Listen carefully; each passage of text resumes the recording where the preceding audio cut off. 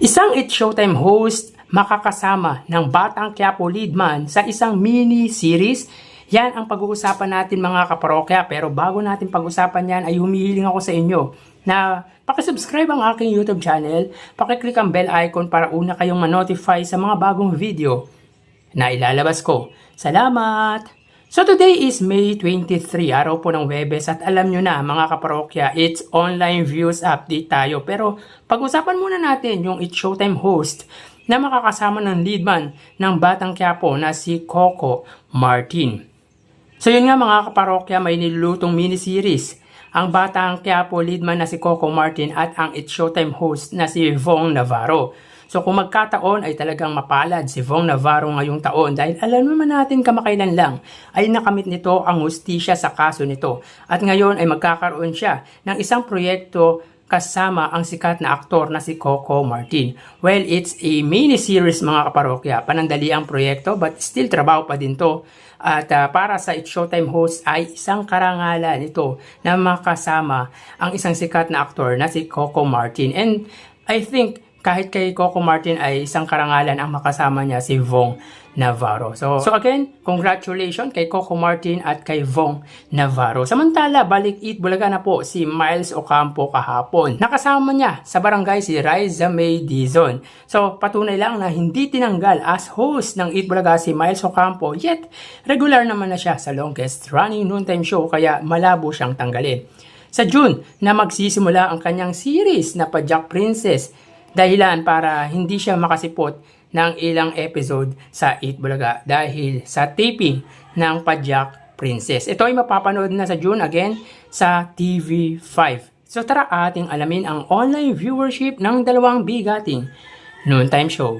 Para sa Eat Bulaga under TVJ Facebook page, may 2.4 million followers at sa It's Showtime naman na may 17 million followers. So as of 12:58, may kita po natin dito na ang segment ng It's Showtime sa kasalukuyan ay ang Especially For You. At may kita po natin both, sila po ay may 21.7 thousand viewers. Samantalang ang Eat Bulaga po may kita po natin, ang segment nila ay Sugod Ba Ay Mga Kapatid at meron po silang 8.8 thousand viewers.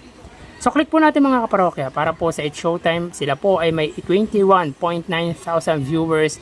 Samantalang ang Eat Bulaga po ay may 8.8 thousand live viewers. So dito may kita po natin na angat ang It's Showtime sa katapat na noontime show pagdating sa kanilang Facebook Live ng 13,000 live viewers. So mapunta po tayo sa TV Network YouTube channel at unahin po natin ang GMA Network YouTube channel na may kasalukuyang subscribers na 35.2 million subscribers. Samantalang ang Eat Bulaga naman po under po yan sa TV5 Philippines na may 1.79 million subscribers.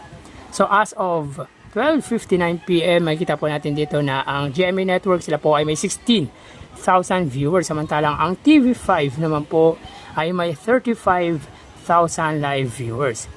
So ulitin po natin mga kaparokya, as of 1 PM, ang It's Showtime under GMA ay may 16,000 viewers. Samantalang ang Eat Bulaga naman po, under po yan sa TV5 Philippines ay may 35,000 live viewers.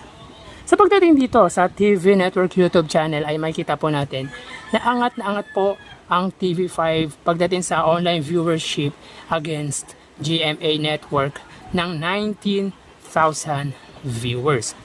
So mapunta naman po tayo sa main YouTube channel ng dalawang noontime show. At para po sa It's Showtime, under po yan sa ABS-CBN It's Showtime na may 2.21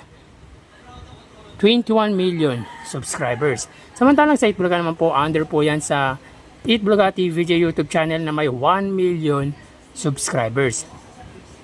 So as of 1:01 PM, ang It's Showtime po, sila po ay may 97,000 viewers. Samantalang ang Eat Bulaga ay may 61,000 live viewers. So ulitin po natin mga kaparokya, as of 1:01 PM, ang It's Showtime po ay may 98,000 live viewers. Samantalang ang Eat Bulaga po, sila po ay may 61,000 live viewers. So pagdating dito sa main YouTube channel ng dalawang noontime show ay angat po ang It's Showtime. Sa katapat na noontime show na Eat Bulaga ng 37,000 live viewers. So pagdating dito sa unang yugto ay angat po ang main channel ng Eat Showtime sa katapat na noontime show na Eat Bulaga ng 37,000 viewers. So bali ang total na nakuha ng dalawang noontime show ay para po sa Eat Bulaga, sila po ay nakakuha ng total live viewership na 104,000 viewers at ang Eat Showtime naman po ay nakakuha ng total live viewership na 135,000 live viewers. So dito pagdating sa unang yugto ay angat po ang Eat Showtime ng 31,000 live viewers. So again, ang Eat Bulaga po ay 104,000 viewers at ang It's Showtime ay 135,000 live viewers. So yan po lumalabas sa kanilang online viewership as of 1:03 PM at mamaya magbabalik po tayo sa ikalawang yugto ng ating online views update ng dalawang noontime show dito sa bansa. Magpapaalam po muna pansamantala. Thank you and God bless.